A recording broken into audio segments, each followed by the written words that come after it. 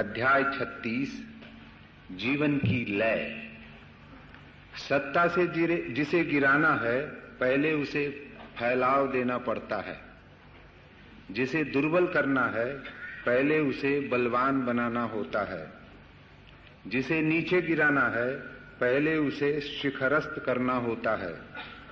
जिससे छीन लेना है पहले उसे दे देना होता है। यही सूक्ष्म प्रकाश या दृष्टि है। शक्ति पर भद्रता की विजय होती है। मछली को गहरे पानी में ही रहने देना चाहिए और राज्य के तेज हथियारों को वहां रखना चाहिए जहां उन्हें कोई देख न पाए।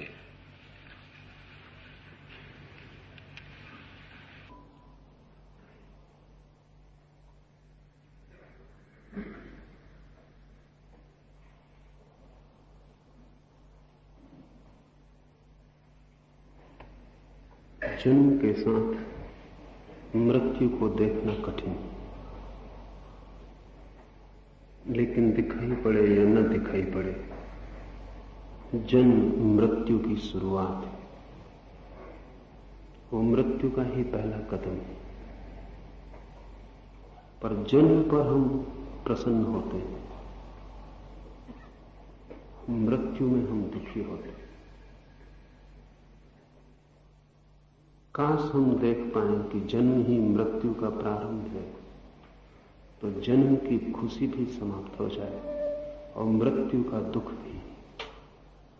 क्योंकि मृत्यु इसीलिए दुखद मालूम होती है कि जन्म सुखद मालूम हुआ था। और भ्रांति इसलिए चलती चली जाती है कि जन्म और मृत्यु के बीच जो फासला है, उस फासले के कारण हम उनका एक होना नहीं देख पाते। एक ही चीज के दो छोर हैं। एक छोर को हम जन्म कहते हैं, दूसरे को मृत्यु। एक पर हम सुखी होते हैं, दूसरे पर हम दुखी, और दोनों के बीच एक का ही विस्तार है। असल में जन्म का अर्थ है कि मृत्यु हो गई। कितनी ही देर लगे अब प्रकट होने में, कितना ही समय लगे हमें अनुभव करने में कि मृत्यु हुई, लेकिन जन्म के साथ मृत्यु हो गई। जीवन की लय कहता है लाओस से इसे। लय जीवन की विपरीत से बनी है, द्वंद्व से बनी है। और लय के लिए जरूरी हो कि विपरीतता हो। लय अकेले एक स्वर की नहीं हो पाएगी, विपरीत स्वर चाहिए उभारने के लिए। अगर हम जीवन के सत्य की तलाश करें तो पहला सत्य हमें यही अनुभव होगा कि जीवन विपरीत से निर्मित है। इसके बहुत गहरे परिणाम हैं। अगर जीवन विपरीत से निर्मित है तो एक को चाहना और दूसरे को न चाहना ना समझी है अज्ञान। एक को चुनना और दूसरे को छोड़ना ना समझी है, क्योंकि अगर जीवन विपरीत से ही बना है तो जब हम एक को चुनते हैं तब हमने दूसरे को भी चुन लिया। अन्यथा वो एक भी जीवन में ना हो सकेगा। जब हम दिन को चुनते हैं तो हमने रात को चुन लिया, और जब हम प्रेम को चुनते हैं तो हमने घृणा को भी चुन लिया, और जब हमने मित्र बनाया तब हमने शत्रु बनाने की शुरुआत कर दी, और जब हम प्रसन्न हुए तो हमने उदासी के बीज बो दिए। अब दूसरी बात से बचना संभव न होगा, क्योंकि हमने लहर का एक छोर पैदा कर दिया। अब लहर का दूसरा छोर भी अनिवार्य है। जो हमें दिखाई पड़ रहा है वो प्रकट है, जो दूसरा छोर है वो अप्रगट है और नीचे ही छिपा है। यदि ये दिखाई पड़ जाए कि जीवन विपरीत से बना है तो चुनाव बंद हो जाए, चॉइस बंद हो जाए, और जिस व्यक्ति के जीवन से चुनाव गिर जाता है उस व्यक्ति के जीवन से सब पीड़ाओं का अंत हो जाता है। उसकी फिर कोई चिंता ना रही, उसके लिए फिर कोई दुख ना रहा। ये बड़ी अद्भुत बात है। हम दुख से बचना चाहते हैं और दुख बढ़ता चला जाता है। हम सुख पाना चाहते हैं और सुख मिलता नहीं, दुख मिलता है। क्योंकि सुख की चाह में हमने दुख को भी चुन लिया। जीवन विपरीत से बना है और एक को अलग किया नहीं जा सकता। वो जो विपरीत है उससे अलग करने का कोई उपाय नहीं। वे एक ही सिक्के के दो पहलू हैं। तो जब आप सुख की मांग करते हैं, तब आपको पता नहीं कि आपने दुख की भी प्रार्थना कर ली। वो दूसरा हिस्सा भी प्रकट होगा, वो भी आज नहीं कल बाहर आएगा अस्तित्व के।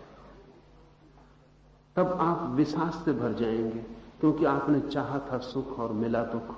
आपने चाहा था जीवन, बनाना चाहा था जीवन को एक सुंदर काव्य, एक गीत, लेकिन अंत में मृत्यु सब संगीत तोड़ देती, सब बिखर जाता है सौंदर्य, सब कुरूप हो जाता है और आखिर में चिता ही हाथ लगती है। वे सब फूल जो हमने जीवन के सपनों में देखे थे, वे सब स्वप्नवत तिरोहित हो जाते, आखिर हाथ में राख लगती है। लाओस से कहता है जीवन की लय को अगर हम समझ लें कि वो विपरीत से बनी है, जहां भी एक है उससे विपरीत उसके पीछे छिपा है, उसके बिना वो हो ही नहीं सकता। तो हमारा चुनाव गिर जाए, फिर चुनाव का क्या अर्थ है? अगर सुख को चुनने में दुख उपलब्ध होने वाला है तो सुख को चुनने का अर्थ ही क्या रहा? तब एक दूसरी घटना घटती है, जो चुनाव नहीं करता वो आनंद को उपलब्ध हो जाता है। सुख और दुख का द्वंद्व है, वे जीवन के हिस्से हैं, आनंद जीवन का हिस्सा नहीं है। और आनंद के विपरीत कुछ भी नहीं है। आनंद उस घड़ी का नाम है जब हम द्वंद्व में से कुछ भी नहीं चुनते, तब जीवन की लय समाप्त हो जाती, जीवन की लय शून्य हो जाती। और जहां जीवन की लय शून्य हो जाती है, जहां जीवन की धुन बंद हो जाती है, वही मोक्ष के स्वर, शून्य स्वर का अनुभव होता है। तो पहले तो ये समझ लें कि ये द्वंद्व सब तरफ से घेरे हुए। हमारा मन निरंतर कहेगा कि नहीं, ऐसा नहीं है। जब हम प्रेम करते हैं तब हम कहां घृणा करते हैं? लेकिन कभी आपने ख्याल किया कि जिसको आपने प्रेम नहीं किया उसको आप घृणा नहीं कर सकते, या कि कर सकते हैं? जिससे आपका प्रेम नहीं उससे आप घृणा नहीं कर सकते। तो घृणा के लिए प्रेम पहला कदम, और जिससे आपकी मित्रता न रही हो उससे शत्रुता कैसे घटित हो सकती? तो मित्रता शत्रुता की पहली व्यवस्था है, वहां से हम यात्रा पर निकलते हैं। सभी मित्रताएं शत्रुताओं में बदल जाती हैं, चाहे आप समझें और न समझें, चाहे आप पहचानें और न पहचानें, चाहे आप झुटलाए चले जाएं, चाहे आप अपने को भुलाए चले जाएं, लेकिन सभी मित्रताएं शत्रुताओं में बदल जाती हैं। इसलिए तो मित्रता का इतना सम्मान है, लेकिन वो फूल कहीं मिलता नहीं। इतना सम्मान इसलिए है कि वो फूल आकाश का फूल है, वो पृथ्वी पर खिलता नहीं। सभी प्रेम घृणाओं में बदल जाते हैं। फिर हम अपने को छिपा सकते हैं इस तथ्य की जानकारी से कि प्रेम घृणा बन गया। हम हजार तरह के रैशनलाइजेशन, बुद्धियुक्त तर्क खोज सकते हैं, लेकिन इस तथ्य को झुटलाया नहीं जा सकता कि सभी प्रेम घृणा बन जाते हैं। इसलिए तो प्रेम की इतनी प्रशंसा है, लेकिन वो प्रेम का फूल भी इस पृथ्वी पर खिलता नहीं। जहां द्वंद्व है और जहां जीवन होता ही द्वंद्व में है, वहां जो भी हम करेंगे उसका विपरीत भी साथ में जुड़ गया। लेकिन एक निर्द्वंद जगत भी है, लेकिन वहां जीवन का सब स्वर शांत हो जाता है, वहां जीवन की कोई धुन नहीं रह जाती, फिर वहां द्वंद्व भी नहीं। इस क्षण को मुक्ति का क्षण कहें, मोक्ष का क्षण कहें, या परमात्मा अनुभव का क्षण कहें। लाओत्से के सूत्र में प्रवेश करने के पहले ये ख्याल में रख लें, लाओत्से के कहने के ढंग अपने हैं। वो बहुत तरकीब से किसी बात को कहता है। इस सूत्र में उसने कहा है, सत्ता से जिसे गिराना है पहले उसे फैलाव देना पड़ता है। जिसे गिराना हो पहले उसे चढ़ाना होगा, नहीं तो गिराइएगा कैसे? पहले सहारा देना होगा कि ऊंचे शिखर पर पहुंच जाए, तभी गिराया जा सकता है खाइयों में। तो लाओस से कहता है कि अगर गिरना ना हो तो चढ़ने से सावधान रहना। लोग तो चढ़ाएंगे क्योंकि वो गिराना चाहेंगे, वो तो तुम्हें सहारा देंगे कि बढ़ो, और जब वो चढ़ा रहे हैं तब तुम ये देख भी ना पाओगे कि वो गिराने का इंतजाम कर रहे हैं। और जब वो तुम्हें हाथ का सहारा दे रहे हैं तब तुम बड़े प्रसन्न हो रहे हो, लेकिन तुम्हें दूसरे पहलू का कुछ भी पता नहीं। जो तुम्हें मान देते हैं वही तुम्हारा अपमान करेंगे, जो तुम्हें आदर देते हैं वही तुम्हारे अनादर का कारण हो जाएंगे, क्योंकि आदर का दूसरा हिस्सा अनादर है। जैसे जन्म मृत्यु में बदलेगा ही, वैसे ही आदर भी अनादर में बदलेगा। इमर्सन ने एक बहुत अनूठी बात लिखी। इमर्सन ने अपने जीवन भर के अनुभव के बाद लिखा है every great man finally turns to be a bore. सभी बड़े लोग अंततः बोर सिद्ध होते हैं, उबाने वाले सिद्ध होते हैं। इधर पिछले 30-40 वर्षों के इतिहास से हम समझ सकते हैं कि क्या है इसका अर्थ। आपको ख्याल है कि पिछले 30-40 वर्षों में जितने बड़े लोग पैदा हुए जमीन पर, एक दिन लोगों ने उन्हीं को सम्मानित किया, शिखर पर उठाया और उनके ही जीवन के अंतिम क्षणों में उन्हें उतार के नीचे डाल दिया। चर्चिल की कैसी प्रतिष्ठा थी दूसरे महायुद्ध में, लेकिन युद्ध के बाद चर्चिल सत्ता में वापस नहीं आ सका। और जिन्होंने उसे पूजा था और सोचा था कि इंग्लैंड के इतिहास में इससे बड़ा महापुरुष नहीं हुआ, वही उसे सत्ता में लाने से रुकावट डालने को तैयार हो गए। दिग्गले को उतरना पड़ा सत्ता से युद्ध के बाद। स्टालिन ने रूस को बचाया और बनाया। शायद ही किसी एक आदमी ने किसी राष्ट्र को इस भांति बनाया। उसने जो पाप भी किए वो भी उसी राष्ट्र को बनाने के लिए किए। उस एक आदमी के हाथ की मेहनत ही पूरा सोवियत रूस है। लेकिन युद्ध के बाद रूस ने स्टालिन को अपदस्थ कर दिया और मरने के बाद आपको पता है, क्रेमलिन के बाहर के चौराहे से उसकी लाश भी वापस हटा दी। लेनिन के पास उसकी लाश रखी गई थी, वो भी मरने के बाद हटा दी गई। उसको क्रेमलिन के चौराहे पर नहीं रहने दिया। क्या कारण होगा? क्या आपको पता है कि महात्मा गांधी के साथ आपने क्या किया? कोई सोच भी नहीं सकता था कि कोई हिंदू गांधी को मारेगा, लेकिन वो भी गौण बात है, क्योंकि मृत्यु कोई बहुत बड़ी बात नहीं। गांधी को तो मरना ही होता। लेकिन गांधी मरने के पहले कहने लगे थे कि मेरे मानने वालों में अब मेरा सिक्का नहीं चलता, मेरे मानने वाले भी सब मेरे विपरीत हो गए, मेरी कोई सुनता नहीं है, मैं खोटा सिक्का हो गया हूं। गांधी को पूछा आपने और फिर गांधी को खुद कहना पड़े कि मैं खोटा सिक्का हो गया हूं, अब मेरा कोई चलन नहीं। क्या बात होगी? गांधी चाहते थे कि 125 वर्ष जिए, लेकिन मरने के पहले उन्होंने कहना शुरू कर दिया था कि अब मेरी और जीने की कोई इच्छा नहीं, क्योंकि जिनके लिए मैं जीना चाहता था उन्होंने सब पीठ फेर ली। क्या अर्थ क्या है इसका? हम इन दोनों तथ्यों को जोड़ के कभी नहीं देखते। चांगकाई शेक को चीन ने इतना आदर दिया था जिसका हिसाब नहीं। चांगकाई शेक अब जिंदा है, लेकिन चीन में कोई पूछने वाला नहीं। चीन की जमीन पर चांगकाई शेक पैर भी नहीं रख सकता। चीन की जनता उसको नंबर 1 दुश्मन मानती।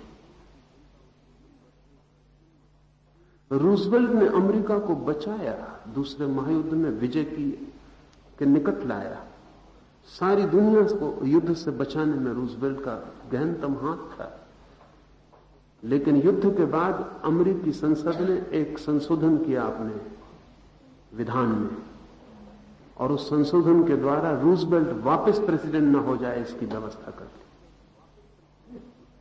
क्या होगा इस सब के पीछे? राज व्यक्तियों का सवाल नहीं। लाओस से जिस जीवन के द्वंद्व की बात कर रहा है और जिस लय की, उसका सवाल आदर के पीछे छिपा है अनादर, सम्मान के पीछे छिपा है अपमान। सत्ता से जिसे गिराना है पहले उसे फैलाव देना पड़ता है, और जिसे दुर्बल करना है पहले उसे बलवान बनाना होता है। जिसे नीचे गिराना है पहले उसे शिखरस्त करना होता है। जिससे छीन लेना पहले उसे दे देना होता है। और जो इस राज को समझ लेता है उसे लाओस से कहता है, इस राज को समझ लेना सूक्ष्म दृष्टि। और ये राज गहन है, क्योंकि ये राज अगर समझ में आ जाए तो आप पहले चरण को इंकार कर देते, दूसरे चरण का कोई सवाल नहीं उठता। लाओस से निरंतर कहता था, मुझे कोई भी हरा नहीं सकता क्योंकि मैं पहले से ही हारा हुआ हूं। लाओस से कहता था, मुझे कोई धक्के दे के पीछे नहीं हटा सकता क्योंकि मैं सबसे पीछे खड़ा ही होता हूं, उसके पीछे कोई जगह नहीं।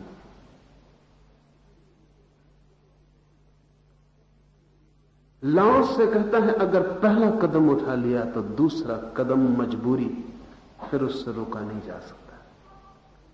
पहले कदम पर सावधानी, तो फिर वो जीवन का जो द्वंद्व का संगीत है, जो कि वस्तुतः विसंगीत है, संगीत नहीं, क्योंकि कलह है और एक आंतरिक तनाव है और एक बेचैनी है और एक संताप है। जो पहले कदम पर समझ जाता है दूसरे कदम का कोई सवाल नहीं, लेकिन पहला कदम बड़ा प्रलोभक है और संभलना अति जटिल है और बहुत कठिन है। पहले कदम का प्रलोभन भारी है, क्योंकि तब ये ख्याल भी नहीं आता कि मैं और खोटा सिक्का हो जाऊंगा। इसकी कल्पना भी नहीं उठती कि मैं और अनादृत हो जाऊंगा, कि मुझे और घृणा मिलेगी।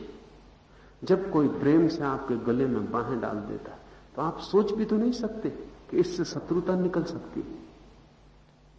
असंभव है, ये कल्पना ही नहीं पकड़ती।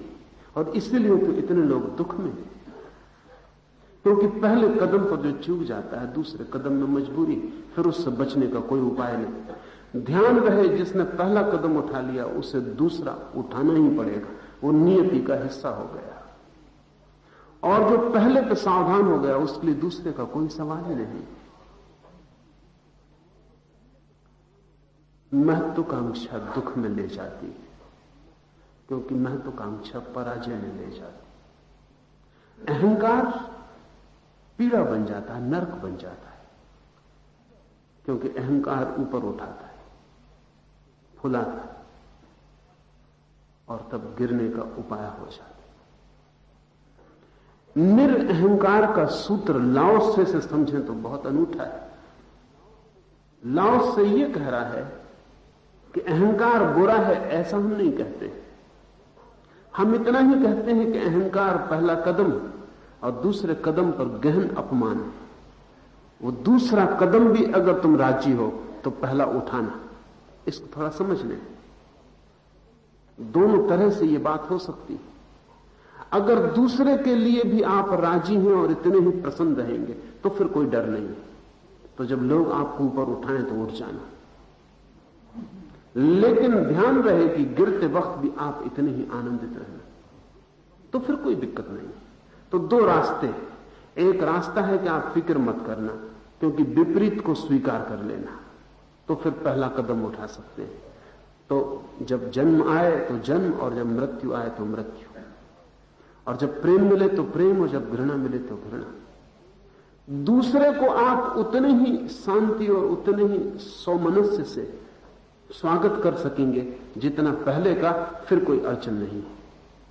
अगर दूसरे का स्वागत न हो सकता हो और आपका मन डरता हो कि दूसरे का स्वागत कैसे होगा, तो फिर पहला कदम मत उठाना।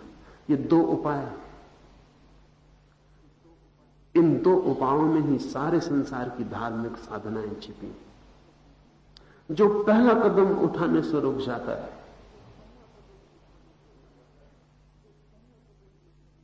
वो एक मार्ग, और जो दूसरे कदम को भी उसी रस से स्वीकार करता है जिससे पहले कदम को, वो दूसरा मार्ग। पहला मार्ग महावीर को चलते हुए हम देखते, बुद्ध को चलते हुए देखते। दूसरा मार्ग हम जनक को चलते हुए देखते हैं। दूसरे कदम की चिंता नहीं है और बोध है पूरा कि पहले के बाद दूसरा आएगा। इसको जान के ही उठाया है, इसको मान के ही उठाया, तब कोई अड़चन नहीं। इसलिए जनक या महावीर ये दो विकल्प हैं, या तो पहला ही मत उठाना और या फिर दूसरे के लिए भी पूरी तरह राजी रहना, उसमें रंच मात्र फर्क मत करना। दोनों का परिणाम एक है, क्योंकि जिसे दूसरे और पहले में कोई फर्क नहीं है, उसने उठाया, उसका उठाना ना उठाने के बराबर है, कोई अंतर न रहा।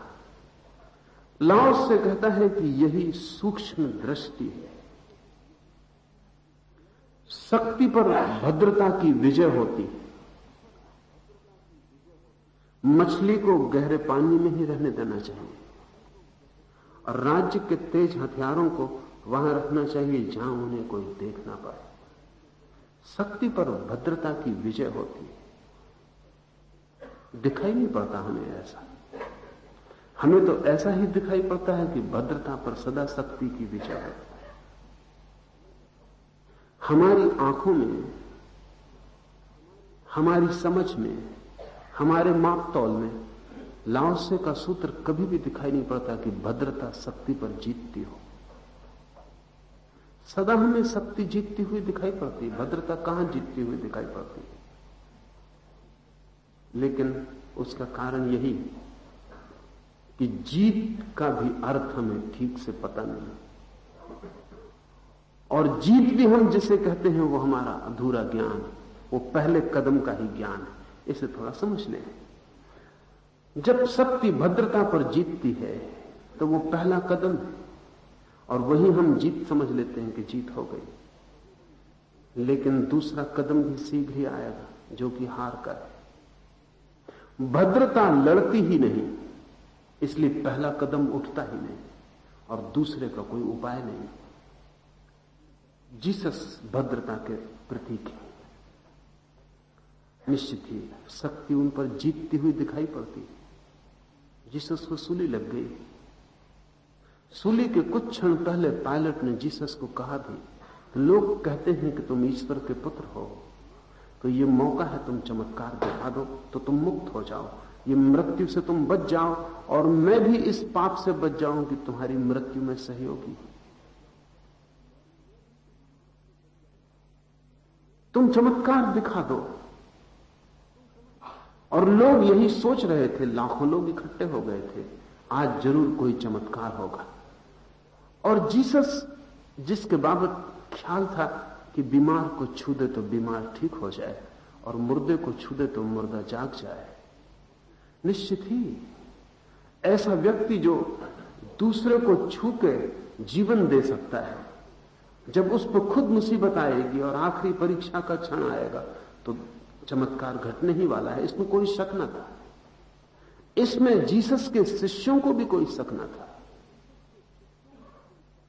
सभी इस आशा में खड़े थे कि अब चमत्कार हुआ, सूली पर जीसस लटकाए जाएंगे और उनका वास्तविक रूप प्रकट होगा, वे पुनरुज्जीवित हो जाएंगे और सारा जगत उनके अनुशासन को स्वीकार कर लेगा। लेकिन जीसस सूली पर चुपचाप मर गए जैसे कोई भी मर जाता। और मैं इसको चमत्कार कहता हूं, मैं इसको चमत्कार कहता हूं। और इसको ईसाइयत को बहुत समय लगा समझने में, फिर भी ठीक से समझ में बात आ नहीं सकी। ऐसा लगता ही है मन में कि कहीं न कहीं कोई गड़बड़ हो गई। क्या ईश्वर ठीक वक्त पर जीसस को दगा दे गए? क्या चमत्कार की शक्ति उनकी खो गई, या कि वो सब पाखंडी था? वो जो उनके पास चमत्कार घटित हुए थे वो किसी मूल्य के न थे, झूठी खबरें हैं, कहानियां हैं। क्योंकि जो मुर्दों को जिला सकता था वो अपनी मौत को क्यों ना रोक पाया। और ये तो घड़ी थी, परीक्षा थी, इसके साथ ही तो विजय की घोषणा होती। लेकिन जीसस की सारी कला इसमें है कि वो शक्ति के द्वारा जीतने को राजी नहीं, वो भद्रता के द्वारा जीतने को राजी। शक्ति के खिलाफ वो शक्ति को खड़ा ना करेंगे, क्योंकि शक्ति से जो जीती गई है बात, वो आज नहीं कल हार में परिवर्तित हो जाएगी। शक्ति द्वंद्व का हिस्सा है, संसार का हिस्सा है। तो जीसस शक्ति का उपयोग न करेंगे, वे केवल साक्षी रहेंगे, वे केवल चुप रहेंगे, वे देखते रहेंगे। वे सिर्फ भद्रता का, हम्बलनेस का, विनम्रता का उपयोग करेंगे। वे झुक जाएंगे। जब शक्ति उन पर हमला करेगी तो वो पूरे झुक जाएंगे, उनके मन में कहीं कोई प्रतिरोध ना होगा। और मजे की बात यही है कि यही जीसस की विजय का कारण बन गई बात। जीसस को कोई जानता भी नहीं, जीसस को कोई कभी पहचानता भी नहीं, जीसस का नाम भी किसी को पता ना चलता अगर सूली पर यह भद्रता घटित ना होती। इस भद्रता के कारण ही जीसस जीते, लेकिन ये जीत किसी और लोग की है। शक्ति हार गई, शक्ति अपने आप बिखर गई। जीसस को जो मार डालना चाहते थे, मिटा डालना चाहते थे, वो मिट गए और जीसस एकदम अमर हो गए, अमृत को उपलब्ध हो गए। ये केवल ऐतिहासिक अर्थों में ही नहीं, बल्कि जीसस के अंतस्थल में भी यही घटित हुआ। जो बड़े से बड़ा चमत्कार जगत में हो सकता था वो हुआ, क्योंकि जीसस परम जीवन को अनुभव करते हुए भी, परम शक्तिशाली होते हुए भी झुक गए भद्रता में। लाओस से कहता है भद्रता अंततः जीतती है। अंततः, प्रारंभ में तो शक्ति जीतती हुई मालूम होती, और इसलिए हम शक्ति पर भरोसा करते हैं, क्योंकि अंततः तो हम देख ही नहीं पाते। हमें तो जो प्रथम है वही दिखाई पड़ता है। हमारे पास आंखें तो बहुत पास देखने वाली, दूर तक हमें कुछ दिखाई नहीं पड़ता है। तो सब तरफ हम इसी कोशिश में लगे रहते हैं कि कैसे शक्ति उपलब्ध हो। वो शक्ति चाहे धन की हो, चाहे ज्ञान की हो, चाहे तंत्र की, मंत्र की हो, लेकिन कैसे शक्ति उपलब्ध हो। चारों तरफ हमारी एक ही खोज होती है पूरे जीवन में कि हम शक्तिशाली कैसे हो जाएं। लेकिन शक्ति का करिएगा क्या? शक्ति की इतनी आकांक्षा क्यों है? निश्चय ने एक किताब लिखी है, अनूठी किताब है, द विल टू पावर। और किताब में उसने सिद्ध करने की कोशिश की है कि प्रत्येक आदमी की आत्मा एक आकांक्षा है शक्ति के लिए, विल टू पावर, और कुछ भी नहीं। हर आदमी शक्ति पाना चाहता है। शक्ति के रूप कुछ भी हो। जब आप ज्यादा धन इकट्ठा करना चाहते हैं तो आप क्या चाहते हैं? अनेक लोग पूछते हैं ज्यादा धन इकट्ठा करके क्या करिएगा, लेकिन उनको पता नहीं कि वो क्या पूछ रहे हैं। धन धन नहीं, धन शक्ति का संचित रूप है। एक रुपया आपकी जेब में पड़ा है तो सिर्फ रुपया नहीं पड़ा है, शक्ति संचित पड़ी है। इसका आप तत्काल उपयोग कर सकते हैं। जो आदमी अकड़ के जा रहा था उसको रुपया दिखा दीजिए, वो झुक गए। वो रात भर आपके पैर दबाएगा। उस रुपये में यह आदमी छिपा था जो रात भर पैर दबा सकता। रुपये की इतनी दौड़ रुपये के लिए नहीं है। रुपया तो संचित शक्ति है, कंडेंस्ड पावर है, और अद्भुत शक्ति है। क्योंकि अगर आप एक तरह की शक्ति इकट्ठी कर दें तो उसको दूसरी शक्ति में नहीं बदला जा सकता। रुपया बदला जा सकता है। एक रुपया आपकी जेब में पड़ा है, चाहे आप किसी से पैर दबा लें, चाहे किसी से सिर की मालिश करवाएं, चाहे किसी से कहें कि 5 दफे उठक बैठक करो, उसके हजार उपयोग हैं। अगर आपके पास एक तरह की शक्ति है तो वो एक ही तरह की, उसका एक ही उपयोग है। रुपया अनंत आयामी है, इसलिए इतना पागलपन है रुपये के लिए। पागलपन ऐसे ही नहीं है जैसा साधु सन्यासी समझाते हैं कि आप व्यर्थ ही पागल हो। लोग व्यर्थ पागल नहीं, लोग बड़े गणित से पागल हैं। चाहे उन्हें भी पता ना हो, चाहे उन्हें भी स्पष्ट ना हो कि वो क्यों पागल हैं, क्यों इतना रस है रुपये में, क्यों रुपये को पकड़ने और बचाने की इतनी आकांक्षा, शायद उन्हें भी साफ ना हो, दौड़ अचेतन हो, उन्हें चेतना ना हो पूरी कि वो क्या कर रहे हैं, लेकिन बात बिल्कुल साफ है। और बात इतनी है कि वो धन के माध्यम से शक्ति इकट्ठी कर रहे हैं। कोई आदमी किसी और ढंग से शक्ति इकट्ठी कर रहा है। एक आदमी यूनिवर्सिटी में पढ़ रहा है, शिक्षित हो रहा है, वो भी शक्ति इकट्ठी कर रहा है, वो ज्ञान के द्वारा शक्ति इकट्ठी कर रहा है। एक तीसरा आदमी कुछ और उपाय कर रहा है। लेकिन अगर सारे लोगों को हम देखें तो अलग अलग रास्तों से वो शक्ति की तलाश कर रहे हैं। एक आदमी मंत्र सिद्ध कर रहा है बैठ के, वो भी शक्ति की तलाश में है। वो भी सोचता है कि मंत्र सिद्ध हो जाए तो लोगों को आंदोलित कर दूं, प्रभावित कर दूं, कि हजारों लोग चमत्कृत हो जाएं, कि जो चाहूं वो करके दिखा दूं। वो भी उसी कोशिश में लगा है। जो आदमी प्रार्थना कर रहा है, पूजा कर रहा है, ठीक से समझें तो वो क्या कर रहा है, वो भी शक्ति की तलाश कर रहा है। वो ईश्वर को प्रभावित करना चाहता है, मुट्ठी में लेना चाहता है, और उससे कुछ करवाना चाहता है कि वो कुछ मेरे लिए कर दे। तो पूजा करेगा, घुटने टेकेगा, मंदिर में गिरेगा, लेकिन आयोजन क्या है उसका? रोएगा, कहेगा कि मैं पतित हूं, तुम पावन हो, सब कहेगा, लेकिन उसका प्रयोजन क्या है? प्रयोजन है कि वो ईश्वर को अपने हाथ में लेके संचालित करना चाहता है, अपनी मर्जी के अनुसार। इसलिए तथाकथित धार्मिक लोग कहते सुने जाते हैं कि क्या क्षुद्र शक्तियों की तलाश में पड़े, परम शक्ति को खोजो। लेकिन क्षुद्र को खोजो या परम को, लेकिन शक्ति को जरूर खोजो। पावर, शक्ति का क्या उपयोग है? शक्ति से स्वयं को तो कुछ भी नहीं मिलता, लेकिन दूसरे की तुलना में बल मालूम पड़ता है। शक्ति तुलनात्मक है। ये दूसरा सत्य शक्ति के संबंध में समझ लेना चाहिए। वो हमेशा तुलनात्मक है।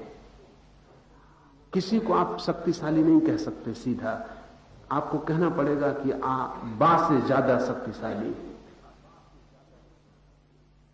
क्योंकि आ शक्तिशाली है इतना कहने से कुछ हल नहीं होता, क्योंकि सा ज्यादा शक्तिशाली हो सकता है। तो शक्तिशाली हमेशा तुलना में, कंपैरिजन में।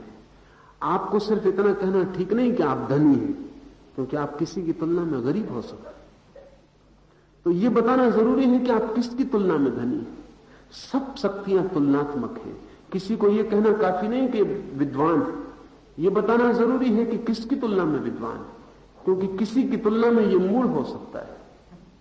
सारी शक्तियां रिलेटिव हैं, सापेक्ष। शक्ति का मजा अपने आप में नहीं है, शक्ति का मजा दूसरे को कमजोर करने में। शक्ति से आप शक्तिशाली नहीं होते, लेकिन दूसरा कमजोर दिखता है। दूसरे के कमजोर दिखने से आपको एहसास होता है कि मैं शक्तिशाली हूं। इसलिए धन का असली मजा धन में नहीं है, दूसरों की गरीबी में। अगर कोई भी गरीब ना हो, धन का मजा ही चला जाता है, कोई रस नहीं है फिर उसमें। थोड़ा समझिए कि कोहिनूर हीरा आपके पास, उसका मजा क्या है? मजा सिर्फ यह है कि आपके पास है और किसी के पास नहीं। सबके पास कोहिनूर हीरा, बात व्यर्थ हो गई। आप इस कोहिनूर हीरा को बिल्कुल फेंक देंगे, इसका कोई मूल्य ना रहा। ये वही कोहिनूर हीरा है, लेकिन अब इसका कोई मूल्य नहीं। इसका मूल्य इसमें था कि दूसरों के पास नहीं था। ये बड़े मजे की बात। आपके पास है, इसमें मूल्य नहीं है। दूसरे के पास नहीं है, इसमें मूल्य है। तो सारी शक्ति दूसरे पर निर्भर है और दूसरे की तुलना में। अमीर अमीर है क्योंकि कोई गरीब है, ज्ञानी ज्ञानी है क्योंकि कोई अज्ञानी है, शक्तिशाली शक्तिशाली है क्योंकि कोई निर्बल है। शक्ति की दौड़ आत्मिक खोज नहीं बन सकती, क्योंकि शक्ति की दौड़ दूसरे से बंधी हुई है, दूसरे की तुलना में। और एक मजे की बात है कि जो दूसरे की तुलना में है वो दूसरे पर निर्भर भी है। इसलिए बड़े से बड़ा शक्तिशाली आदमी भी अपने से कमजोर लोगों पर निर्भर होता है। ये हमको भी दिखाई नहीं पड़ता। जब आप एक सम्राट को चलते देखते हैं और उसके पीछे गुलामों को चलते देखते हैं, तो आपको ख्याल नहीं होता कि सम्राट गुलामों का उतना ही गुलाम है। जितना गुलाम सम्राट के गुलाम है। शायद सम्राट ज्यादा गुलाम भी हो, क्योंकि गुलामों को मौका मिले तो वो छोड़ के सम्राट को भाग जाए और स्वतंत्र हो जाए, लेकिन सम्राट गुलामों को छोड़ कर नहीं भाग सकता, क्योंकि गुलामों के बिना वो सम्राट ही नहीं रह जाएगा। उसका सम्राटपन गुलामों पर निर्भर है। वो गुलामों की भी गुलामी, म्यूचुअल स्लेवरी, पारस्परिक गुलामियां। जिसको भी आप गुलाम बनाते हैं उसके आप गुलाम बन जाते हैं। जिस पर भी आप कब्जा करते हैं आप उसके कब्जे में हो जाते हैं, और जिसको भी आप अपने से निर्बल कर देते हैं आप उससे भी निर्बल हो जाते हैं। ये गहरा हिसाब है, ये ऊपर से दिखाई नहीं पड़ता है, लेकिन हम सब एक दूसरे पर निर्भर हो जाते हैं। जो व्यक्ति शक्ति की खोज करता है वो निर्भरता की खोज कर रहा है, वो प्रतनता की खोज कर रहा है। इसलिए बड़े से बड़ा धनी भी धनवान नहीं हो पाता, और बड़े से बड़ा पंडित भी ज्ञानवान नहीं हो पाता, क्योंकि सब तुलना में सारा मामला है। उसका पांडित्य मूढ़ों पर निर्भर है। मूढ़ अगर विदा हो जाए उसका पांडित्य विदा हो जाए। साधु असाधु पे निर्भर है। असाधु न रह जाए, साधु का कोई मूल्य नहीं रह जाता, वो खो जाता। इसलिए साधु कोशिश बहुत करते हैं कि दुनिया में असाधु ना रहे, लेकिन अगर वो समझेंगे गणित को तो उनको पता नहीं वो क्या कर रहे हैं, वो आत्मघात में लगे। उनकी साधुता असाधुता पर निर्भर है। वो जो बेईमान है, जो चोर है, वही उनकी गरिमा बना रहा है, वही उनको गौरव दे रहा है, क्योंकि वो बेईमान नहीं है, वो चोर नहीं है। एक आदमी चोर है और बेईमान है, वो जो चोर और बेईमान है वही साधु की चमक है। थोड़ी देर के लिए कल्पना करें कि कोई बेईमान नहीं है, कोई चोर नहीं है। क्या ऐसे समाज में जहां कोई बेईमान और चोर नहीं होगा कोई साधु हो सकता है? साधु का क्या अर्थ होगा? कौन पूछेगा साधु को? कौन सम्मान देगा? दुनिया से जिस दिन भी असाधु को मिटाना हो उस दिन साधु को मिटाने की तैयारी चाहिए। वे परस्पर गुलामियां हैं। ऐसा ख्याल में साफ आ जाए कि शक्ति तुलनात्मक है, शक्ति दूसरे पर निर्भर है, तो शक्ति कभी भी मुक्ति नहीं बन सकती। मुक्ति का तो अर्थ यह है कि मैं बिल्कुल अकेला रह जाऊं, मुझ पर कोई निर्भरता, किसी के ऊपर मेरी निर्भरता न रह जाए, मैं अकेला ही परिपूर्ण आप्तकाम हो जाऊं, मेरे भीतर ही सब कुछ हो जो मुझे चाहिए, मेरी चाह की पूर्ति कहीं भी बाहर से ना होती हो। ये शक्ति से तो नहीं होगा, ये शांति से होगा। और शांति बिल्कुल अलग बात है। शक्ति में दूसरे को दबाना है, दूसरे को जीतना है।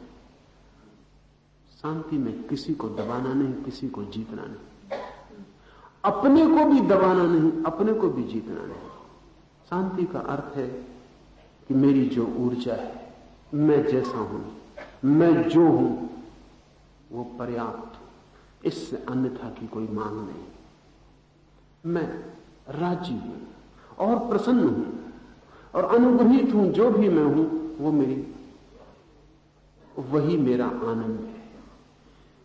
ऐसी प्रतीति में शक्ति की खोज तो समाप्त हो गई और दूसरे से कुछ लेना देना न रहा, दूसरे से कोई संबंध न रहा।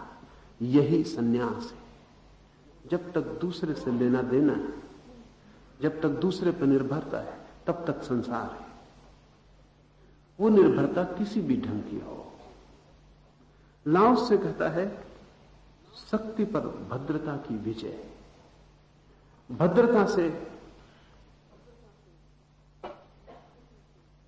भद्रता का क्या अर्थ लाओस से के विचार में है वो हम ठीक से समझ लें, क्योंकि जो भी हम समझते हैं भद्रता से, जो लिखा है शब्दकोशों में, वो लाओस से का प्रयोजन नहीं है। हमारी भाषा की कठिनाई है और उस कठिनाई के कारण ही लाओस से जैसे लोग बोलने में भी अड़चन अनुभव करते हैं कि वो कैसे कहें जो कहना चाहते हैं। क्योंकि आपके ही शब्दों का उपयोग करना पड़ेगा और आपके सब शब्द दूषित हो गए हैं और आपने उनको एक अर्थ दे दिया है, जैसे भद्रता, विनम्रता। तो जब भी हम इन शब्दों का उपयोग करते हैं तो हमारे मन में क्या अर्थ होता है? हम कहते हैं फलां आदमी बहुत विनम्र है। क्यों? क्योंकि हम कहते हैं कि वो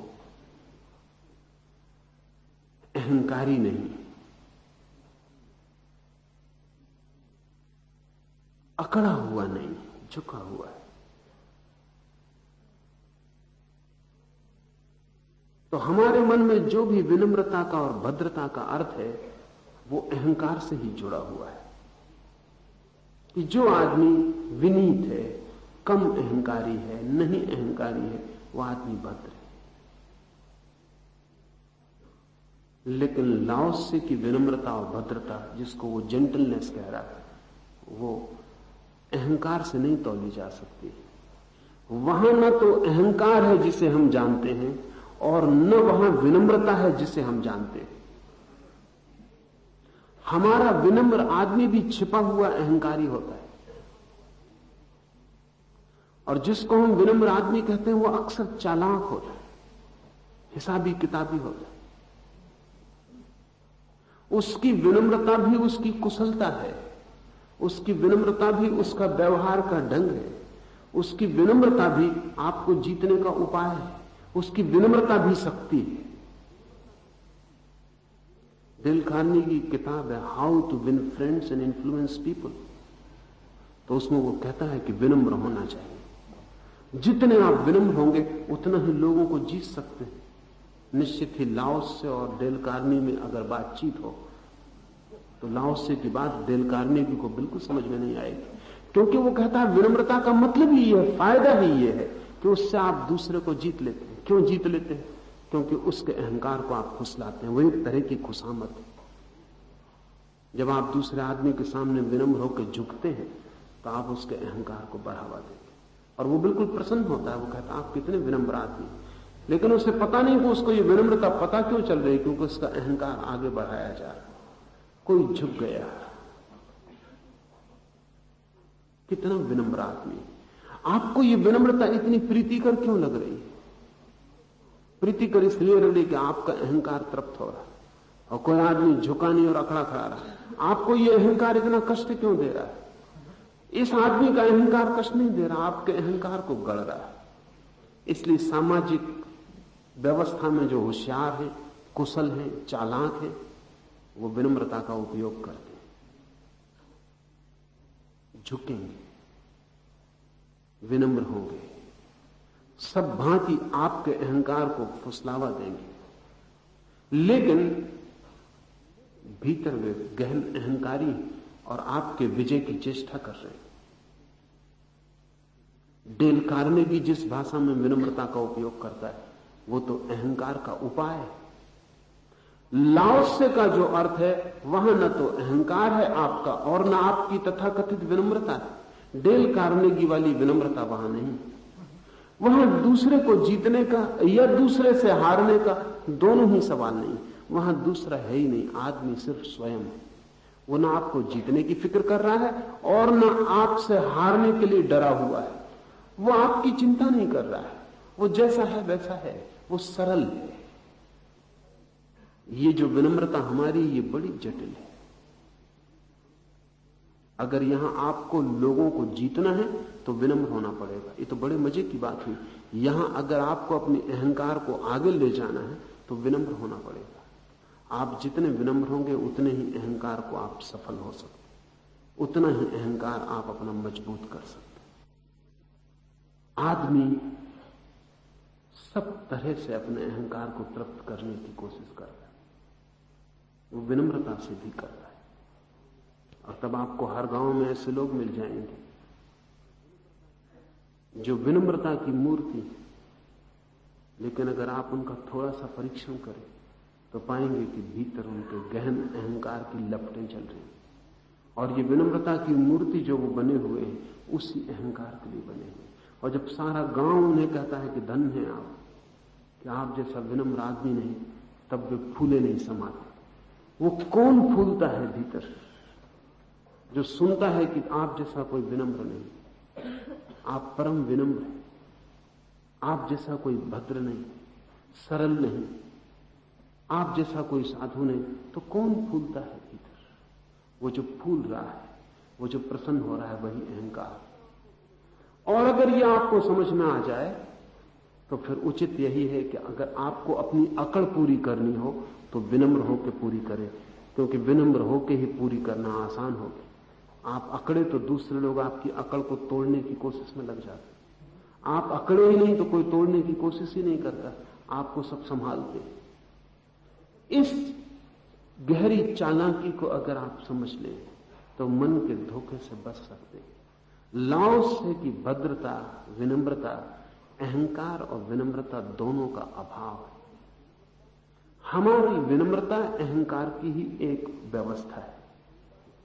हमारा अहंकार भी विनम्रता का ही एक जोड़ और उसकी ही एक डिग्री, उसका ही एक मात्रा है।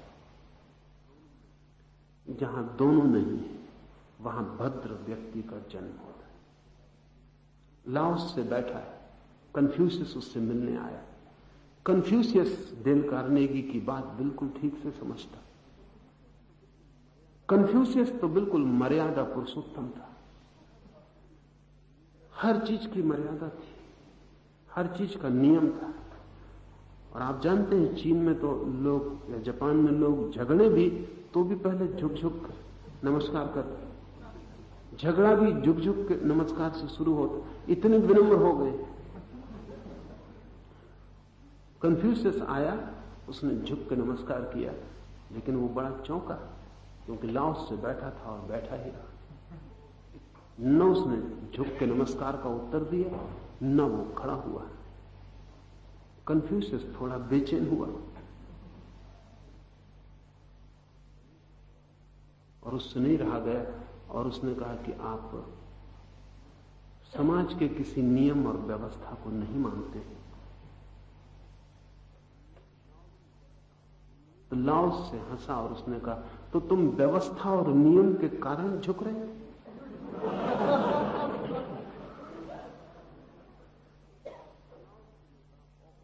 लाओस ने कहा, औपचारिक का क्या उत्तर देना, फॉर्मल का क्या उत्तर देना, हार्दिक के उत्तर की कोई बात होती? तुम सिर्फ झुक रहे थे क्योंकि नियम,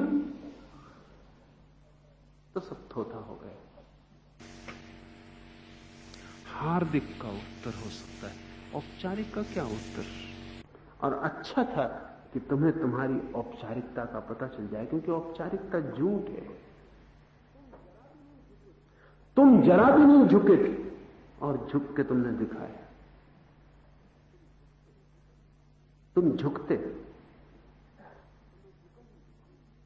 तो मैं झुका ही हुआ हूं, कोई बाधा नहीं। और तुम मेरे झुके हुए होने को नहीं देख सकते क्योंकि तुम सिर्फ औपचारिक झुकने को पहचानते हो। मुझे उठ के खड़े होने और झुकने की जरूरत नहीं। तुम मुझे देखो, मैं झुका हुआ हूं।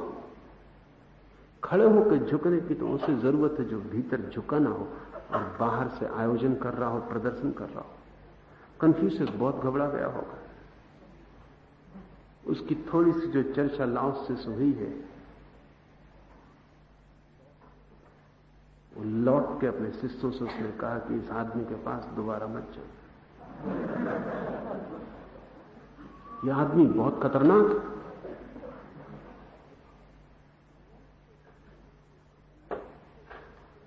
लाओस का भद्रता से अर्थ है स्वभाव की भद्रता। इसे हम समझने की कोशिश करें, क्योंकि हमारे पास बहुत ऐसे शब्द हैं जो धोखे के हो गए। एक आदमी लंगोटी लगा लेता है तो हम कहते हैं कितना सादा आदमी। सादगी लंगोटी लगाने से हो जाती।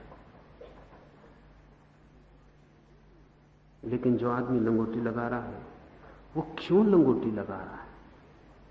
उसकी लंगोटी लगाने में कोई लोभ है, कोई प्रलोभन है, कुछ पाने की आकांक्षा है। तो फिर सादगी ना रही, फिर तो ये व्यवस्था हो गई, व्यवसाय हो गया, इन्वेस्टमेंट हो गया, वो लंगोटी लगा के कुछ पाने की कोशिश कर रहा है।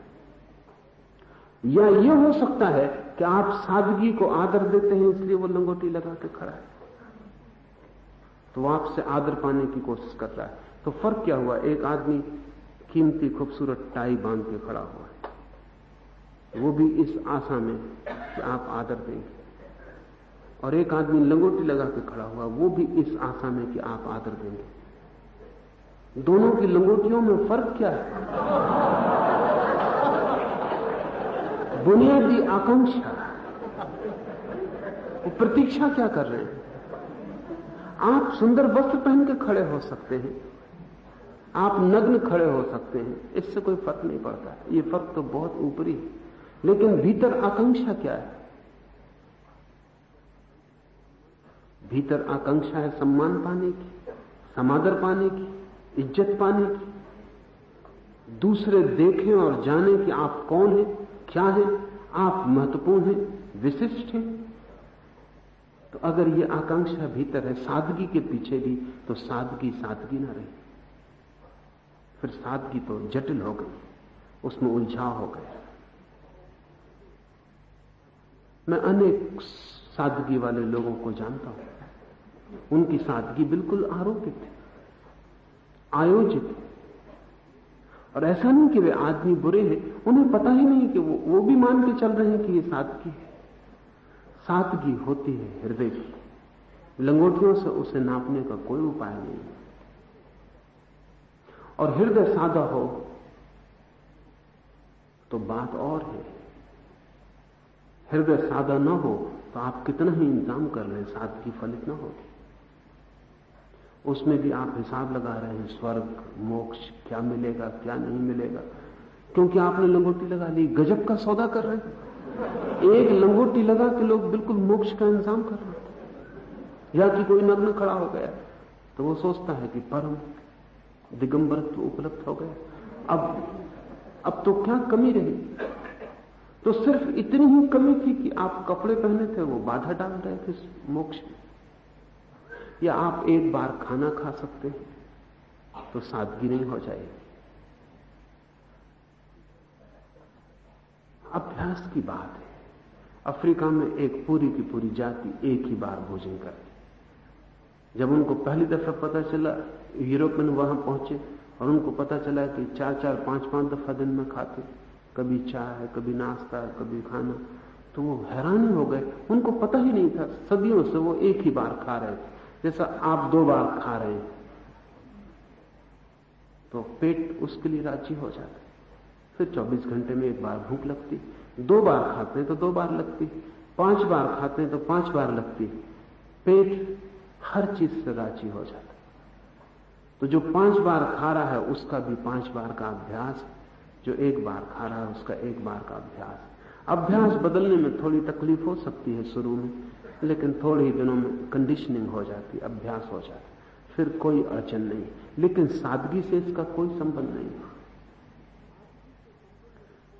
सादगी से संबंध इसका नहीं है कि आप क्या करते हैं, सादगी से संबंध है कि आप क्या हैं।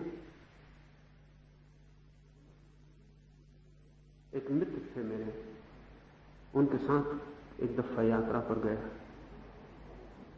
तो वो भोजन के लिए इतना उपद्रव मचाते थे, सादा भोजन, उसके लिए वो इतना उपद्रव मचाते थे कि मैंने कोई उपद्रव नहीं देखा जो भोजन के लिए इतना ऑब्सेशन से भरा हो। सादा भोजन के लिए वो इतना उपद्रव मचाते थे कि गैर सादे भोजन वाला इतना उपद्रव कभी करता है। 24 घंटा उनका भोजन में ही, चिंतन में लगता। कितने घंटे पहले दूध लगाया गया गाय से, क्योंकि उनका हिसाब कि इतने घंटे के बाद उसमें जीवाणु पड़ जाएंगे, ये हो जाएगा। घी कितने घंटे पहले का निकाला हुआ।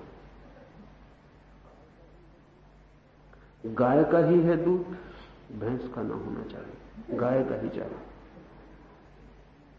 पानी कौन भर के लाया, वो सारा हिसाब कर लेते। और लोग कहते कितना सादा जीवन, और वो 24 घंटे सादा जीवन में लगे। उनका कुल एक ही लक्ष्य हो गया है कि 24 घंटे वो इसकी व्यवस्था जाने। और और उससे उन्हें सम्मान मिल रहा है, उन्हें आदर मिल रहा है, लोग कष्ट उठा रहे हैं, सब तरह का इंतजाम कर रहे हैं और उनको बड़ा सम्मान मिल रहा है, और वो 24 घंटे भोजन को ब्रह्म मान के चिंतन कर रहे हैं। सादगी वहां मुझे जरा भी ना दिखाई पड़ी। ये तो बहुत ही गैर सादा जीवन मालूम पड़ा, तो बहुत उलझा हुआ मालूम पड़ा, और अकेले के लिए उलझा और अनेक लोगों का उलझाए हुए, और सब भयभीत हैं, डरे हुए हैं कि जरा भूल चूक हो जाए तो वो भोजन नहीं लेंगे, वो भूखे रह जाएंगे। उनका भूखा रहना ऐसा जैसे सबके ऊपर अपराध, और सब अनुभव करेंगे कि भूल हो गई, अपराध हो गया, बड़ा कष्ट हो गया। आप सादगी को भी जटिलता कर सकते हैं अगर आपका जटिल मन है, और अगर आपका सादा मन है, सादा हृदय है, तो कितनी ही जटिलता में आप रह सकते हैं, जटिलता पैदा नहीं होगी। इसलिए असली सवाल ये नहीं कि आप क्या खाते हैं, क्या पीते हैं, क्या पहनते हैं। असली सवाल ये है कि कैसा आपके पास हृदय, कैसे आप हैं, और आप उलझे हुए तो नहीं हैं, गणित तो नहीं बिठा रहे। सुना है मैंने कि एक सूफी फकीर यात्रा कर रहा था, मक्का जा रहा था, और उसने, उसके मित्रों ने 1 महीने का उपवास किया हुआ था। उपवास तोड़ेंगे वो मक्का जाकर। एक गांव में आए, लेकिन बड़ी मुश्किल हो गई। 4-6 दिन हुए थे यात्रा के, और गांव के गरीब आदमी ने, जो सूफी का भक्त था, अपना सब खेती, जमीन, मकान सब बेच दिया, क्योंकि सूफी आ रहा था, उसके साथ 100 फकीर आ रहे थे, और उसके भक्त ने सब बेच के पूरे गांव को भोजन दे दिया, भोज कर लिया, सब फूंक दिया जो उसके पास था। उसका गुरु आ रहा था। जब गुरु को पता लगा तो शिष्य बड़ी बेचैनी में पड़े। शिष्यों ने कहा, अब क्या होगा, हम तो उपवास हैं, गुरु का उपवास है, उपवास टूट सकता है ना, चाहे जान रहे कि जाए, उपवास नहीं टूट सकता। ये जटिल आदमी के लक्षण कि जान रहे कि जाए, ये कोई सरल आदमी के लक्षण नहीं। गुरु सुनता रहा, वो कुछ बोला नहीं, लेकिन जब पहुंचा तो वो खाने के लिए बैठ गया, और जब गुरु बैठ गया तो शिष्यों को मजबूरी में बैठना पड़ा, लेकिन उन्होंने बड़े दुख में खाया, बड़े परेशान, पसीना पसीना, आत्मग्लानि, पाप कि ये क्या हो रहा है, गुरु भूल गया या क्या हुआ। उपवास है 1 महीने का, और ये 6 दिन में ही टूट गया। जब सब विदा हो गए, भोज समाप्त हो गया, रात अकेले शिष्य गुरु रह गए, तो शिष्यों ने कहा कि हमारी समझ के बाहर, ये तो बड़ी भारी दुर्घटना है कि हमने उपवास किया महीने भर का और 6 दिन में टूट गया। गुरु ने कहा, घबराने की क्या बात, आज से हम फिर शुरू करते हैं, 1 महीना चलेगा। लेकिन उस गरीब आदमी ने सब कुछ फूंक डाला। उससे ये कहना कि हम उपवास है, अकारण जटिलता पैदा होती, उससे दुख होता। इसकी क्या जरूरत है, इसकी बात ही क्यों उठानी। फायदा हुआ हमको, 1 महीने 6 दिन का उपवास का फायदा हुआ। कल से हम फिर उपवास करेंगे और 1 महीना उपवास चलेगा। ये सरल आदमी है, वो शिष्य सरल आदमी नहीं। सरलता गणित नहीं बिठाती, सरलता सहज, स्पॉन्टेनियस, स्फुरना, और जो घटनाएं घटे उनके साथ बिना भविष्य का गणित बिठाए सहज जो संवाद है, सहज जो प्रत्युत्तर है, वही। लाओस से कहता है, शक्ति पर भद्रता की विजय होती। वो भद्रता हृदय की भद्रता। वहां कोई मन बैठ के सोच नहीं रहा है कि भद्र होने से शक्ति पर विजय मिलेगी। अगर आपने इसको गणित का नियम बनाया कि भद्र होने से शक्ति पर विजय मिलेगी, तो आपको कभी विजय नहीं मिलेगी, और तब आप कहेंगे कि सूत्र गलत था। क्योंकि शक्ति पर विजय पाने के लिए भद्रता कोई उपाय नहीं है। भद्र विजय पा लेता है, ये परिणाम। मैं एक विद्यालय में गया, धार्मिक विद्यालय। वहां एक मुनि विराजमान थे। उन मुनि के पीछे एक तख्ती पर एक वचन लिखा हुआ था।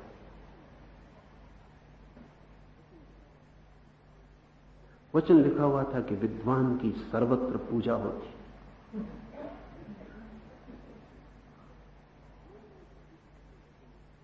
तो मैंने उनसे पूछा कि वचन यहां किस लिए लगा रखा।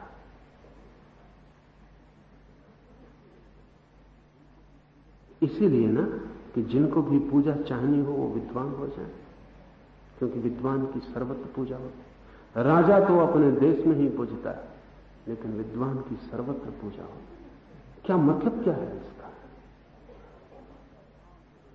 अगर पूजा का भाव जगाना है कि मेरी पूजा होगी सब जगह इसलिए विद्वान हो जाऊं, तो आप विद्वान कैसे हो पाएंगे? या फिर वो विद्वता कचरा होगी, ज्ञान तो नहीं हो सकती। पांडित्य हो सकता है, लेकिन उस पांडित्य के पीछे अहंकार ही खड़ा होगा, और उस पांडित्य का कुल उपयोग आभूषण का होगा कि अहंकार के लिए आभूषण बन जाए।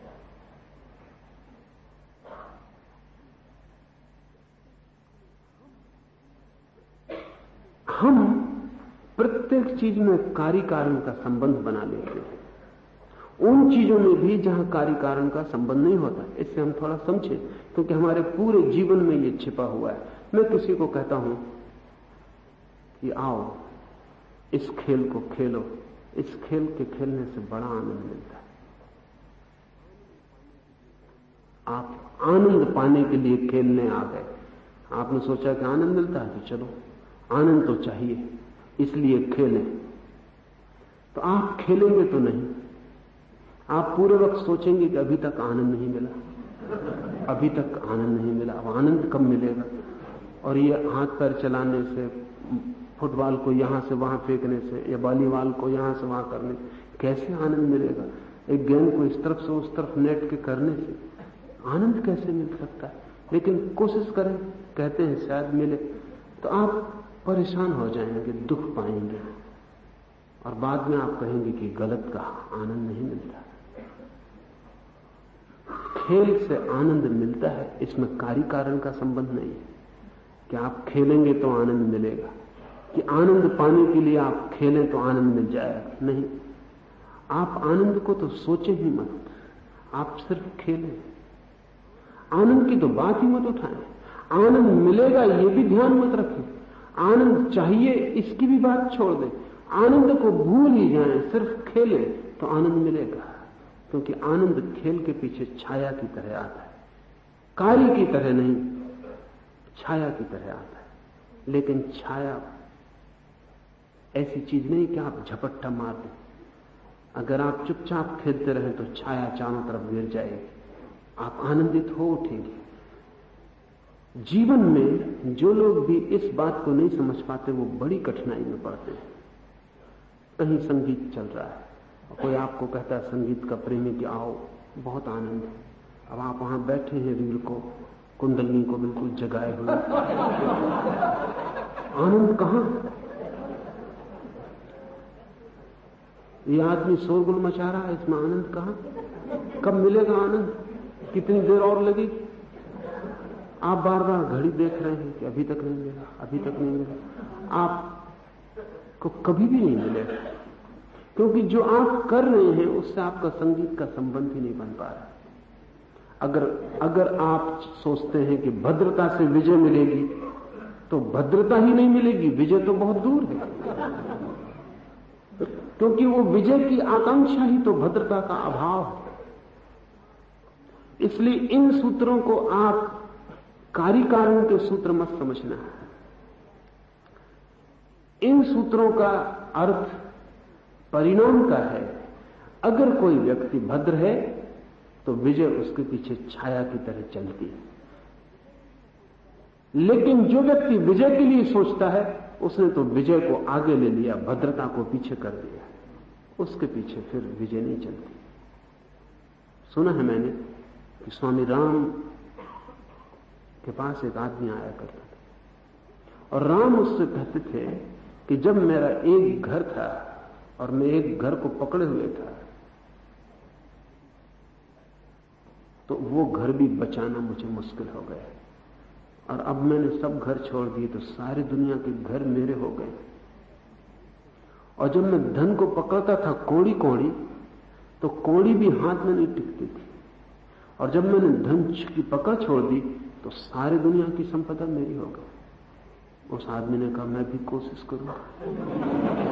सोचा कि अगर ऐसा मामला है तो ये पहले ही क्यों नहीं बताया गुरुजनों ने। राम उसे देख के डर गए होंगे। उन्होंने कहा ठहर, तू कोशिश में मत पड़ जाना, नहीं तो तू मुझ पर मुकदमा करेगा। अगर तूने धन छोड़ा इस आशा में कि सारी दुनिया का धन हो जाए तो तेरे हाथ का धन भी चला जाएगा और दुनिया का तो मिलना नहीं। उस आदमी ने कहा अभी आप कह रहे थे कि जब मैंने छोड़ दिया क्षुद्र तो विराट मेरा हो गया। तो मैं भी कोशिश करके देखना चाहता हूं।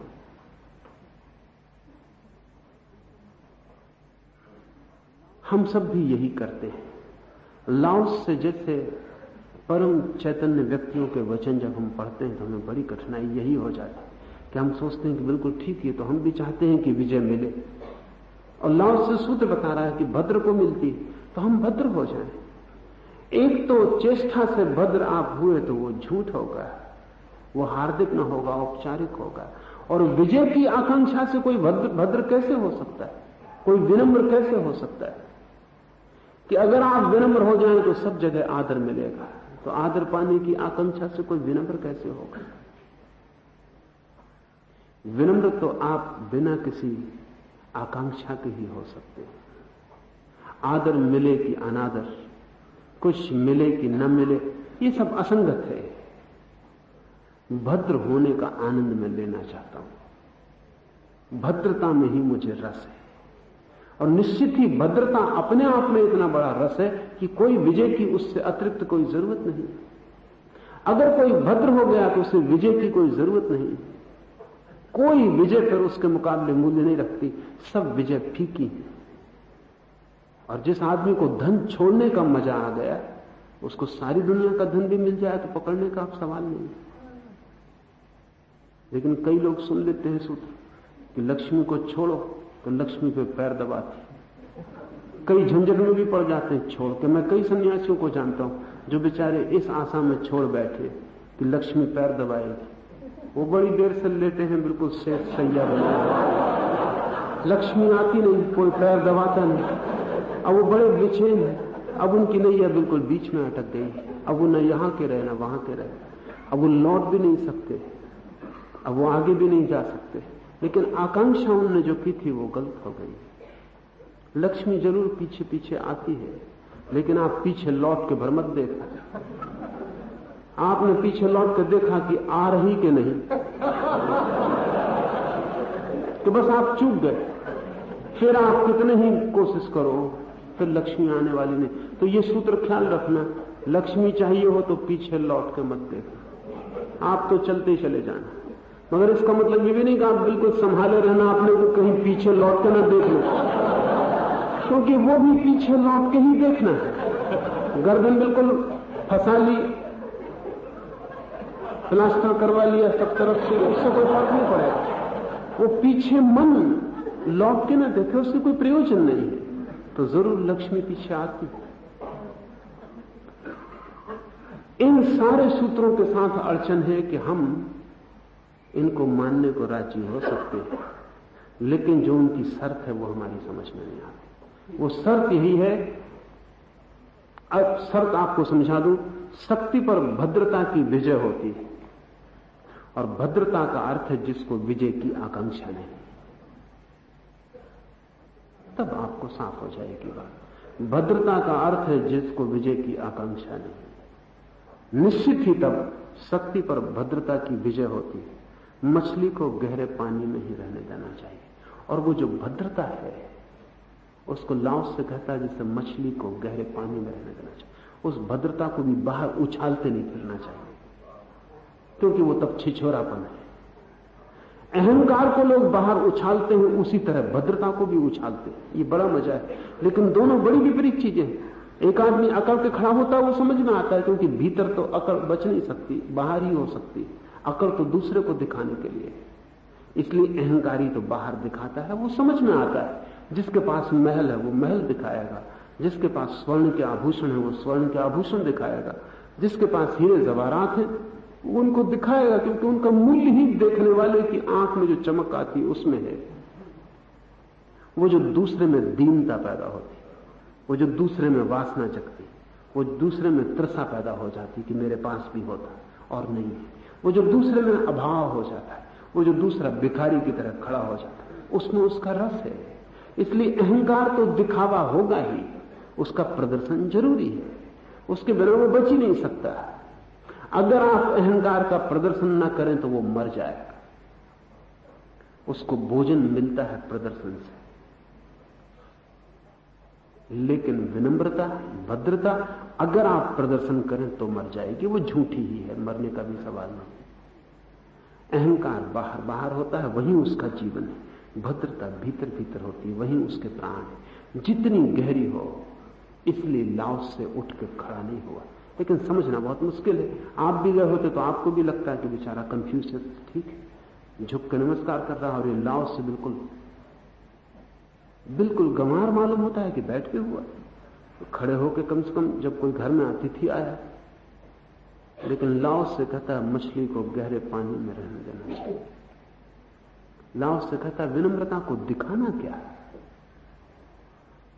है तो है, वो जड़ है उसकी गहरी छिपी रही, और जो देख सकता है वो उसको देख लेगा, और जो नहीं देख सकता उसको दिखाने से भी कोई अर्थ नहीं, सिर्फ उसके अहंकार को रस आएगा और कुछ भी ना होगा।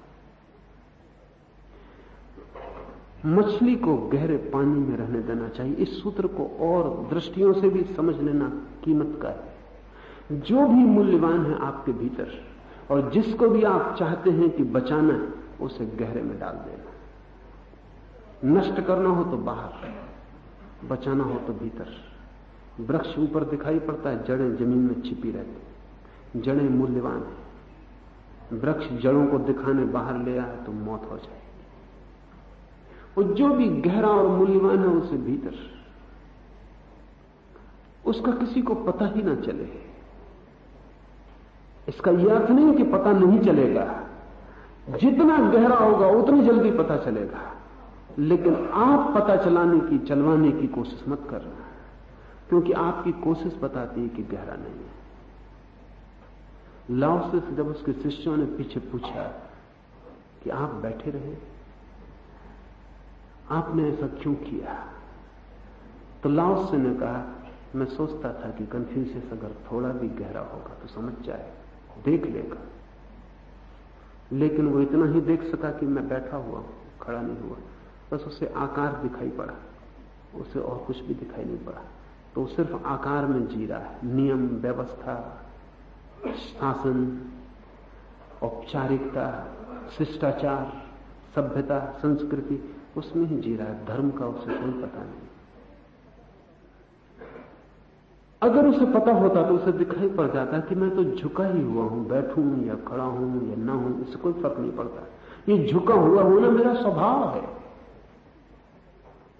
एक पहाड़ तो झुक भी सकता है, लेकिन एक गड्ढा कैसे झुकेगा? एक पहाड़ झुक सकता है, लेकिन एक गड्ढा कैसे झुकेगा? लाओस से गड्ढे की तरह अब झुकने का भी क्या उपाय है? जो अकड़ा है वो झुक भी सकता है, लेकिन जो अकड़ा ही नहीं है वो कैसे झुकेगा? लेकिन हम भी नहीं पहचान पाते, हमें भी कन्फ्यूशियस पहचान में आ जाता, क्योंकि हम भी कन्फ्यूशियस की परंपरा में खड़े। दुनिया में 100 में से 99 आदमी कन्फ्यूशियस के पीछे खड़े। कभी कोई एकांत आदमी समझ पाता है, अन्यथा हम सब उपचार समझते हैं, ढंग समझते हैं, नियम समझते हैं। मछली को गहरे पानी में ही रहने देना चाहिए। धर्म को, ध्यान को, विनम्रता को, सादगी को, सरलता को जितने गहरे रहने दें उतना अच्छा, क्योंकि जितनी होगी गहरी उतनी ही उसके द्वारा रूपांतरण आपकी आत्मा का होगा। आपकी विनम्रता दूसरे को दिखाने के लिए नहीं है, आपकी विनम्रता आपको ही बदलने के लिए है।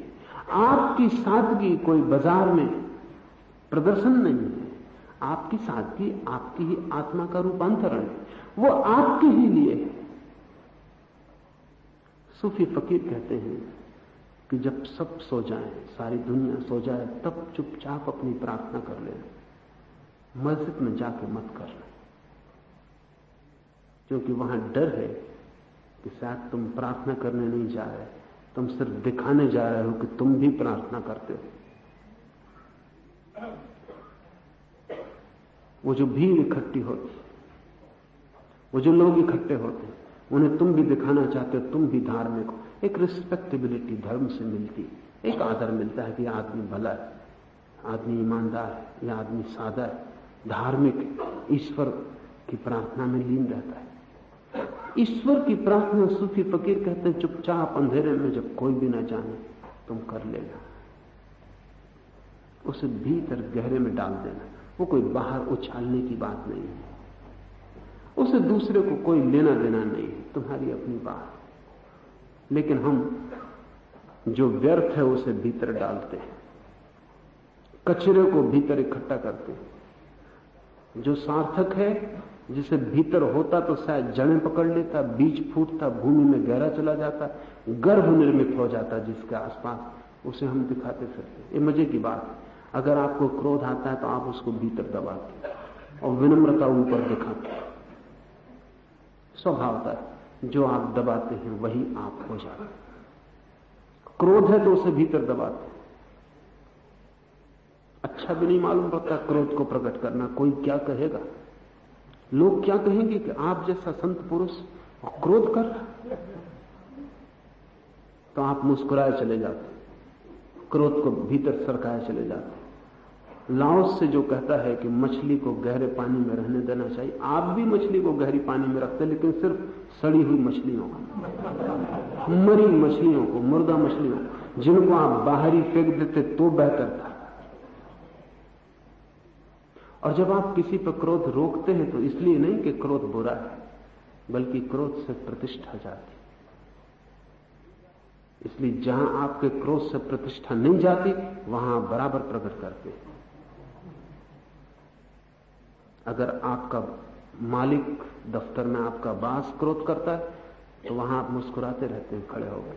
आपके पास पूंछ होती तो आप हिलाते, बिल्कुल मुस्कुराते। लेकिन घर जाके आप अपनी पत्नी पे टूट सकते हैं, वहां कोई डर नहीं प्रतिष्ठा का। और पत्नी की आंख में किसकी प्रतिष्ठा होती, भय का कारण भी क्या है, कोई प्रतिष्ठा वहां है ही नहीं पहले से, कुछ गंवाने का सवाल भी नहीं। छोटे घर में जाके बच्चे पर टूट पड़ते, कोई भी बहाना खोज लेते। वो क्रोध तो निकलेगा ही, वो कहीं ना कहीं निकलेगा, क्योंकि क्षुद्र को भीतर रखा नहीं जा सकता, उसके लिए कोई जगह नहीं है वहां केवल विराट को ही रखा जा सकता। क्षुद्र तो बाहर आएगा, क्षुद्र बाहर के लिए, और अच्छा ही है कि आप सफल नहीं हो पाते भीतर रखने में, नहीं तो वो नासूर बन जाए। और जो रखने में सफल हो जाते हैं उनके भीतर नासूर हो जाते, वो फिर गहरे रोग से भीतर गिर जाते।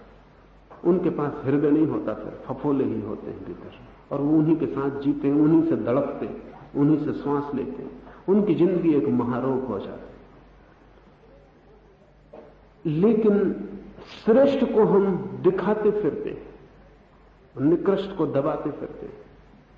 श्रेष्ठ को दबाएं, जितना श्रेष्ठ बहुमूल्य हीरा हो उसको उतने भीतर रख दें, उसका पता भी ना चले किसी को, वो बड़ा होगा, वहां उसे गर्व मिल जाएगा, वो फैलेगा और आपकी पूरी आत्मा पर प्रकाश बन जाएगा। लाओस से कहता है मछली को गहरे पानी में ही रहने देना चाहिए। राज्य के तेज हथियारों को वहां रखना चाहिए जहां उन्हें कोई देख ना पाए। लाओस से राज्य के पक्ष में नहीं, न सेनाओं के पक्ष में, न हिंसा के पक्ष में, न युद्ध के पक्ष में। लाओस से मानता है कि सब युद्ध, सब सेनाएं, सब राज्य मनुष्य जीवन की विकृतियां हैं। तो लाओस से कहता है कि राज्य को, समाज को, वो जो भी खतरनाक है, शस्त्र हैं, अस्त्र हैं, उन्हें ऐसी जगह हटा देना चाहिए जहां उन्हें कोई पा भी ना सके। ये थोड़ा समझने जैसी बात है कि आदमी की विकृति उतनी नहीं हुई है जितना आदमी के पास विकृति को उपयोग में लाने के साधन बढ़ गए। अगर हम आदमी की तरफ देखें तो आज से 10,000 साल पहले भी आदमी ठीक ऐसा था जैसे आप में और 10,000 साल पुराने आदमी में कोई फर्क नहीं है। फर्क सिर्फ एक है कि अगर उस झगड़े में आ जाता वो आदमी और क्रोध में आ जाता तो शायद नखून से आपके शरीर को नोच देता, और आपके पास एटम बॉम्ब। अगर आप क्रोध में आ जाएं तो नखून से नहीं नोचेंगे, आप शायद सारी पृथ्वी को नष्ट कर देने के लिए तैयार हो जाएंगे। और एक मजा है, आमने सामने लड़ने में एक रस था। एटम बम फेंकने में कोई रस नहीं, सिर्फ मूढ़ता है। दो आदमी जब सामने लड़ लेते हैं तो ये बात नैसर्गिक है, इसमें कुछ बहुत अस्वाभाविक नहीं। ये न होती तो बहुत अच्छा, लेकिन हो तो कुछ बहुत बुरा नहीं हुआ जा रहा है। लेकिन एक आदमी हिरोशिमा पर जाके बम पटक देता है, वो किन पर बम पटक रहा है कोई दिखाई नहीं पड़ता। मित्र पर, शत्रु पर, बच्चों पर, स्त्रियों पर, किस पर, बूढ़ों पर, अंधों पर, किस पर बम गिर रहा है कोई मतलब नहीं है उसे मतलब ही नहीं है कि बम क्या करेगा, उसके अंतिम परिणाम का भी उसे कोई बोध नहीं।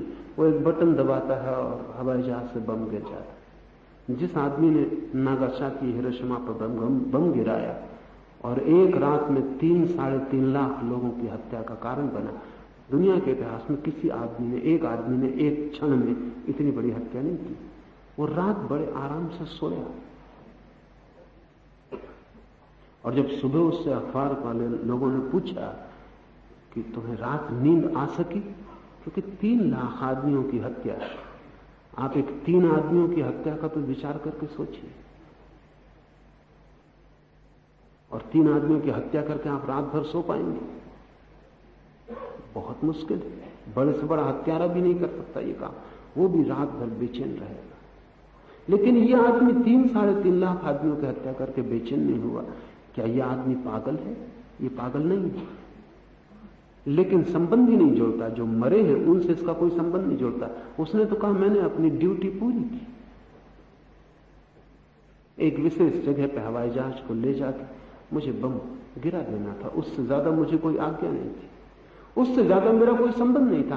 काम पूरा करके जैसा आदमी दिन भर का थका रात सो जाता है, ऐसा मैं सो गया, अपना काम पूरा हो गया। 3 लाख आदमियों को मारने पर भी कोई बेचैनी नहीं होती। शस्त्र ये सुविधा जुटा देते हैं। जब मैं आपके निकट से नखून से आपको नोचूं तो आप सामने होते हैं, खून सामने बहता है, जिंदगी सामने बनती और मिटती।